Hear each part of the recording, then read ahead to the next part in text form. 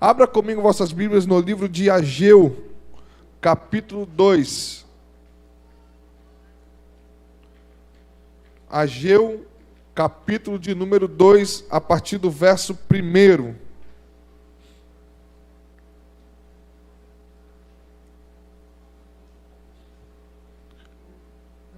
Ageu fica lá entre Malaquias, Zacarias, nesses livros dos profetas menores. Lá nos últimos capítulos da Bíblia, nos últimos livros da Bíblia. Quem achou, diga glória a Deus. Diz assim a santa e bendita palavra do Senhor. No 7º mês, ao 21º dia do mês, veio a palavra do Senhor por meio do profeta Ageu, dizendo: Fala agora a Zorobabel, filho de Sealtiel, governador de Judá, e a Josué, filho de Josadaque, sumo sacerdote, e ao restante do povo, dizendo: Quem dentre os que permaneceram viu esta casa na sua primeira glória? E como a vedes agora, isso não é como nada aos vossos olhos? Mas agora sê forte, ó Zorobabel, diz o Senhor, sê forte, ó Josué, filho de Josadaque, sumo sacerdote, sê forte todo o povo da terra, diz o Senhor, e trabalhai, pois eu sou convosco, diz o Senhor dos exércitos, conforme a palavra do pacto que fiz convosco quando saíste do Egito. O meu espírito permanece no meio de vós, não temais, pois assim diz o Senhor dos exércitos, ainda uma vez dentro de pouco tempo, eu farei tremer os céus e a terra, e o mar e a terra seca, e farei tremer todas as nações, e o desejado de todas as nações virá, e eu encherei esta casa de glória, diz o Senhor dos exércitos. A prata é minha, e o ouro é meu, diz o Senhor dos exércitos.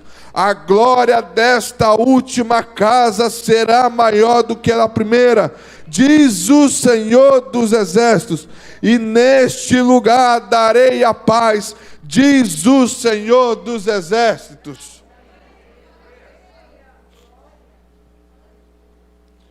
Ageu é considerado um livro dos profetas menores, a qual o seu nome tem significado alegria ou festividade, porque Ageu, ele nasce numa das 3 principais festas da nação de Israel.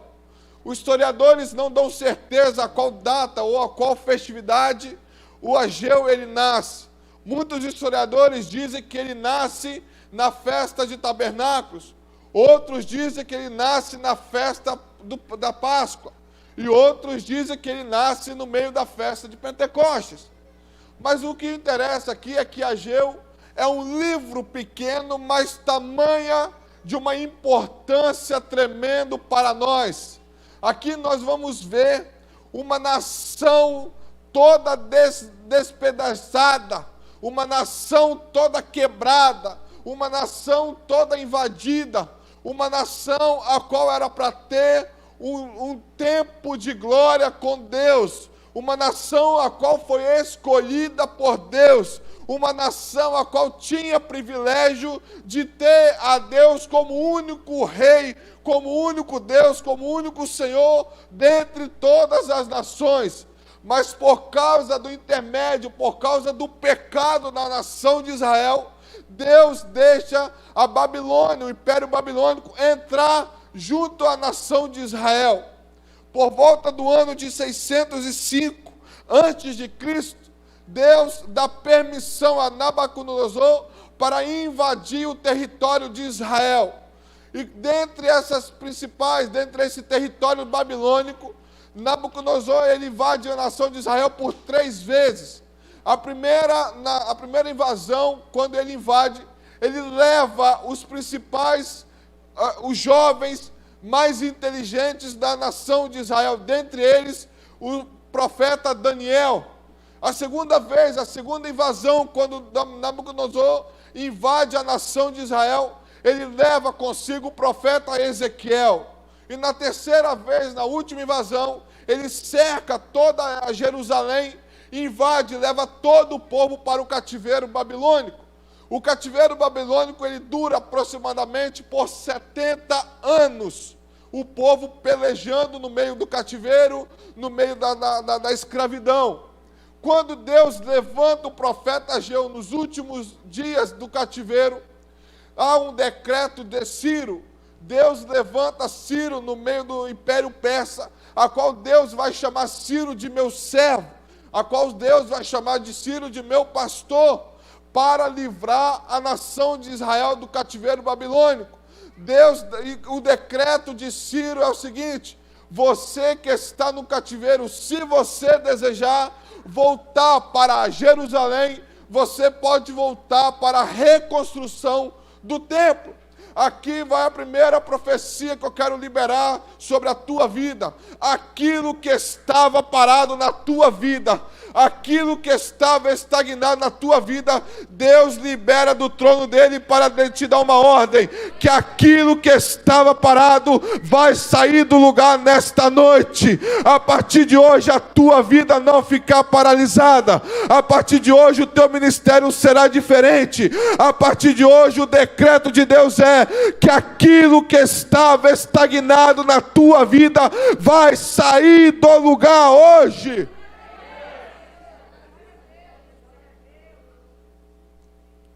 Dá o decreto de Ciro, e quando o povo ele volta para Jerusalém, a nação, ele vê o templo todo destruído, ele vê o templo todo acabado, a qual o povo está desanimado. Só não o povo, como Zorobabel, governador de Judá, como Josué, o filho de Josadaque, o sumo sacerdote da época. Envolve todo o desânimo a toda criatura, a todo o povo. E quando bate o desânimo, todo mundo fica cansado, ninguém mais quer saber, ninguém tem coragem de tomar a iniciativa. Quando Neemias, ele fica sabendo dentro do palácio, quando chega a notícia até Neemias, lá no período do rei Artaxerxes, Neemias ele fica sabendo. Quando Neemias fica sabendo, a Bíblia diz que ele fica entristecido. E imediatamente o rei pergunta a Neemias: Neemias, o que está acontecendo com você? E Neemias fala assim: o rei, o negócio é o seguinte, a minha nação está toda destruída. Dá-me permissão para voltar para o lugar da onde eu vim, para reconstruir os muros. O rei pensa, e o rei fala assim: não, eu vou te dar permissão. Só que é o seguinte, Neemias, eu não vou só te dar permissão, eu vou te dar permissão para você ir, e vou preparar tudo para você. Não se preocupe que você não vai gastar nada, você vai ter a cavalaria a teu favor, e eu vou te dar dinheiro ainda, eu vou te sustentar ainda, para você poder voltar para o lugar da onde tudo está parado. Porque o rei conhecia quem era Neemias. Neemias foi um servo fiel no seu período dentro do governo de Artaxerxes. Neemias era um copeiro, era servo fiel. E toda vez que eu e você somos fiéis a Deus naquilo que Deus nos projetou, toda vez que eu e você somos fiéis à nossa liderança, Deus, ele nos honra. Deus, ele conhece o nosso coração. Deus nunca vai deixar um servo teu desonrado. Quando chega o período da reconstrução do templo, no período de Ageu, a Bíblia diz que o povo está desanimado. A Bíblia diz que o povo está cansado. Mas quando Deus, ele chega e vai liberar uma profecia, a primeira profecia que Deus, ele vai animar, é o governador. Fala comigo, governador. A primeira profecia a qual Deus, ele fala, trazendo para o nosso contexto, trazendo para o nosso tempo atual, a primeira pessoa a qual Deus, ele quer sustentar, que ele quer animar, é o nosso pastor. São os pastores das igrejas, porque tem muitos pastores que estão desanimados, tem muitos pastores que estão cansados por causa das situações que nós estamos vivendo, por causa que nós não temos certeza do que vai acontecer daqui para frente. Mas se eu e você estamos junto com Deus, nada nos abala, Salmo 51, versículo 10 diz que a nossa fé é inabalável. O nosso espírito é inabalável. E a palavra inabalável no português é aquilo que não nos abala. Porque inabalável tem uma preposição in, que no português significa não. Não abala. Então, quando eu digo que o meu espírito é inabalável, ou quando a minha fé é inabalável, quer dizer que nada vai me parar, que nada vai me deter, que nada vai ser inabalável para mim. Por quê? Porque eu tenho um Deus que me sustenta nas maiores adversidades da minha vida. Porque no livro do profeta Joel diz ao fraco que eu sou. Diz ao fraco que eu sou. E nos livros do Novo Testamento diz que Deus nos aperfeiçoa nas nossas fraquezas. Então, toda vez que eu estou me sentindo fraco, é que eu estou fortalecido por Deus, porque Deus, Ele age na minha fraqueza. Deus, Ele vai agir na maioria das vezes nas nossas fraquezas. Diga ao fraco que eu sou. Repete para o seu irmão, fala assim, Deus aperfeiçoa a tua força na tua fraqueza. Fala para ele assim, levanta a tua cabeça, tem bom ânimo, não desanima, porque Deus está contigo. Então Deus, primeira coisa, vai fortalecer os pastores. A segunda coisa, a segunda pessoa que Deus vai fortalecer é a liderança da igreja. Aqui ele vai fortalecer Josué, o sumo sacerdote. Quando nós falamos de sumo sacerdote para o nosso tempo, nós estamos falando que Deus vai fortalecer a liderança da igreja. Quando eu falo de liderança de igreja, eu estou falando de presbitério, eu estou falando de diaconato, eu estou falando de louvor, eu estou falando de levita, eu estou falando do corpo que trabalha para Cristo, do corpo que faz o mover para Deus, do corpo que faz a igreja ser movimentada. Então, se o pastor está fortalecido e a liderança está fortalecida, o povo vai estar fortalecido. Eu vou repetir, se o pastor estiver fortalecido, se os líderes estiverem fortalecidos, o povo vai estar fortalecido. E Deus fala assim, mas só que Deus, Ele não nos dá força para ficar sentado. Deus não me dá força para mim poder ficar olhando para o meu irmão. Deus, Ele vai me dar força para mim poder trabalhar. Porque a Bíblia, ela fala, ser forte todo o povo da terra, diz o Senhor, e trabalhai. Então nós somos fortalecidos por Deus para nós trabalharmos. Para nós podermos trabalharmos. E dentro de uma instituição, igreja, tem trabalho para todo mundo. Tem trabalho para todo mundo. Se você procurar o líder de cada ministério, você vai ver que você precisa trabalhar. Que tem lugar para mim, tem lugar para você. E Deus, Ele tem uma aliança conosco. Deus, Ele tem uma aliança. E a aliança de Deus é uma aliança eterna. A aliança de Deus é uma aliança que não falha. Deus, Ele nunca falhará conosco. Escreve o que eu estou dizendo. Deus nunca falhará conosco. O pai pode falhar, a mãe pode falhar, o tio pode falhar, a tia pode falhar, o avô pode falhar, a avó pode falhar, os amigos podem falhar, mas Deus nunca falhará comigo e com você. Disso você pode ter certeza, meu irmão. Disso você pode ter certeza, minha irmã, que Deus nunca vai nos falhar, que Deus nunca vai nos deixar só. Em todo momento Deus está conosco.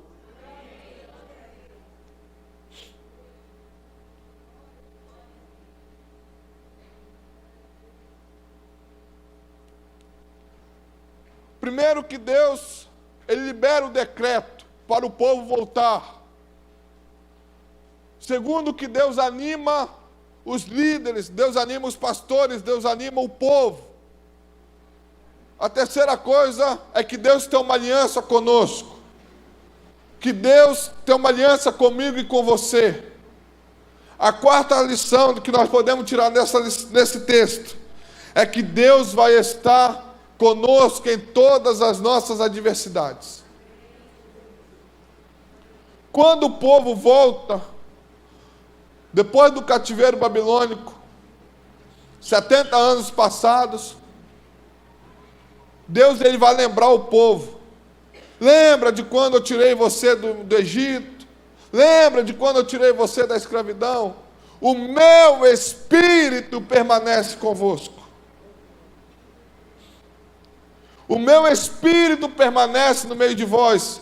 Não temais, não precisa ter medo, não precisa ter pavor, não precisa ficar apavorado, porque o meu Espírito está convosco, a minha presença está convosco. Eu estou convosco todos os dias da tua vida. Eu estarei convosco todos os dias até a consumação dos séculos, de geração em geração. Deus está conosco, meu irmão. Deus está conosco em todos os momentos da nossa vida.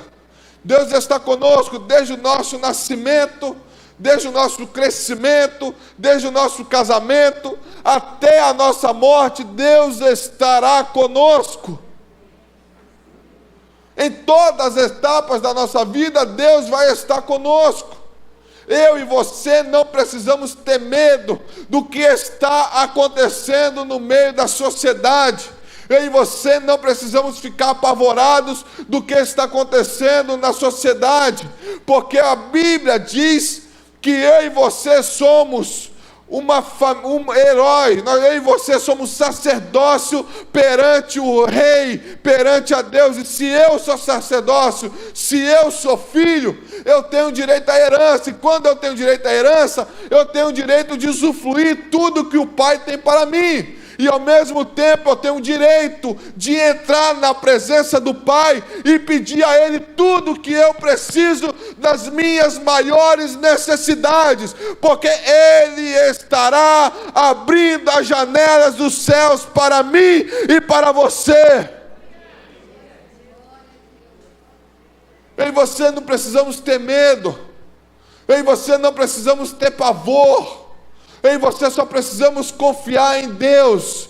Eu e você só precisamos entregar tudo nas mãos de Deus, porque Ele fará aquilo que for melhor para mim e para você. Eu e você não precisamos ter medo. Eu e você temos que ficar quietos. Eu e você temos que andar de cabeça erguida e entregar tudo para Deus. Entregar tudo para Deus, entregar tudo nas mãos de Deus. O povo, depois que o povo começou a ter coragem, depois que Ageu começou a encorajar o povo, depois que o Ageu começou a liberar profecias para o povo começou a levantar, o povo começou a erguer, começaram a construir o templo, começaram a voltar, começaram a cantar louvores, começaram a entoar hinos de vitória.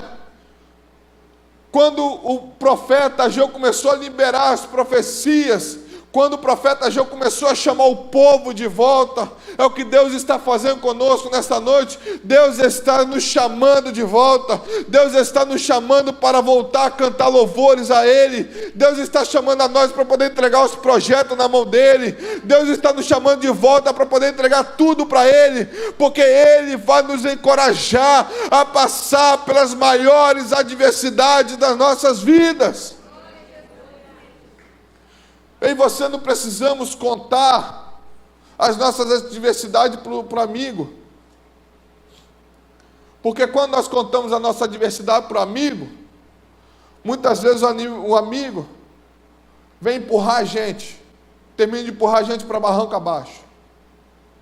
Tem um ditado popular brasileiro que diz assim: tem um caminhão para te derrubar, mas tem um carro para te ajudar. É verdade. Quando você está na pior fase da tua vida, que você vai contar uma história para o teu amigo acaba de empurrar você. Teu amigo vai terminar de derrubar você a barranco abaixo. Mas quando eu entrego meus problemas para Deus, Deus ele me dá a tua mão e me sustenta. Deus fala assim: filho, eu estou contigo. Filha, eu estou contigo, eu quero te ajudar. Deus é diferente. Com Deus a história fica diferente. Com Deus a situação fica diferente. Com Deus, quando eu estou com Deus, tudo fica normal, tudo fica tranquilo. Eu deito no meu travesseiro, durmo, sonho. Mas quando eu fico preocupado com a adversidade, quando eu fico preocupado, aí você não consegue dormir. Você não tem uma noite de sono tranquila, porque você fica preocupado. Você não tem com quem contar. Você vai contar para o seu amigo, você vai contar para o seu vizinho. Aí o seu vizinho é pior que você, é fofoqueiro, aí pronto. Aí a sociedade toda fica sabendo do seu problema. Mas quando eu entro dentro do meu quarto, em secreto, e falo para o pai que está escutando, eu tenho uma tranquilidade, porque Deus nunca vai me abandonar. E nunca vai sair falando para um ou outro sobre a minha situação. Então Deus está conosco em todos os tempos da nossa vida. Em todas as nossas adversidades, Deus estará conosco. Faça comigo: a glória desta última casa será maior do que a primeira, diz o Senhor dos Exércitos. Quando eu falo que a glória da segunda casa será maior que a primeira, eu estou falando o seguinte: Deus está falando o seguinte para você: aquilo que estava parado, os teus projetos que estavam estagnados, era um. Agora, quando você for refazer um projeto, ele será maior do que o do primeiro. Os seus sonhos que estavam parados, que estavam estagnados, aquele sonho era um.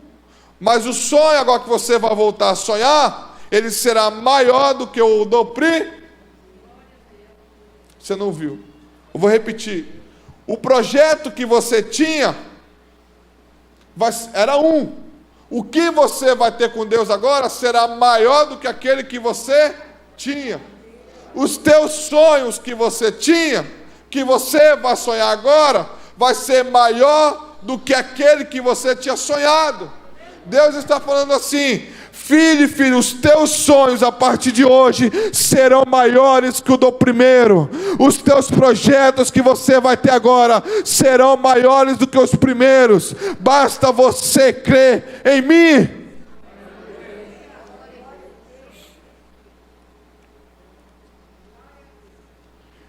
E Deus está falando assim: descansa, que eu vou te dar paz.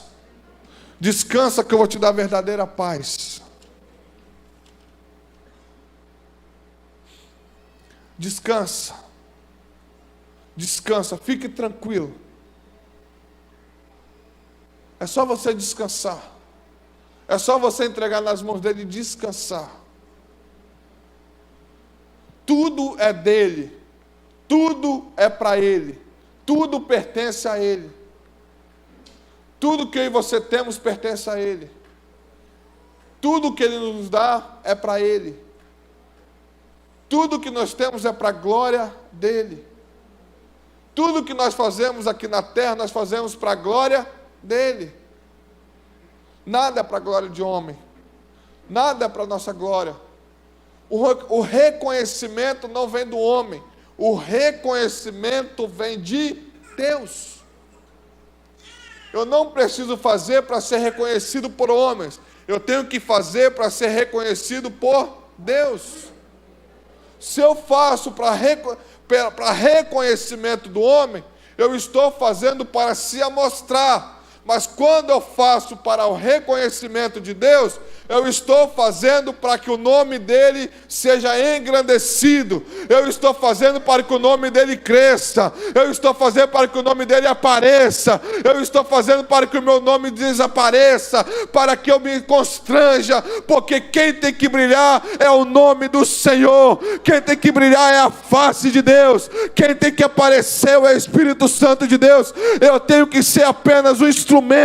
Eu tenho que ser apenas aquilo que Deus me designa a ser, porque quem tem que aparecer é o brilho do Espírito Santo de Deus na minha e na tua vida. Ageu desafiou o povo desanimado de Jerusalém a examinar o modo como estava vivendo e o estimulou a fixar novas prioridades que agradassem a Deus. Eles deviam se lembrar que Deus estava com eles. É Ele quem controla o nosso futuro e deseja que nós sejamos um povo santo. Deus está desafiando a nós a viver um novo tempo com Deus. Deus, Ele não quer que eu e você vivamos o que nós estamos vivendo. Deus, Ele quer um desafio nosso. Deus, Ele quer que nós cresçamos. Deus, Ele quer que nós sejamos uma pessoa que venha crescer cada dia após dia. Deus, Ele não quer que nós ficamos na mesma situação que nós estamos. Deus não quer nos ver da situação que nós estamos vivendo. Deus, Ele está te chamando para algo extraordinário, para algo muito maior do que você está vendo hoje. Deus está te chamando para viver uma nova história muito maior do que você está vivendo hoje. Deus está te chamando para você viver uma nova história com Ele, para nós escrevermos uma nova história, uma história muito maior do que nós estamos vivendo hoje. Deus, Ele quer nos tirar do anonimato. Deus, Ele quer nos tirar da zona de conforto. Deus, Ele quer nos tirar da nossa zona de acomodação e quer nos levar para lugares muito maiores do que nós estamos vivendo hoje.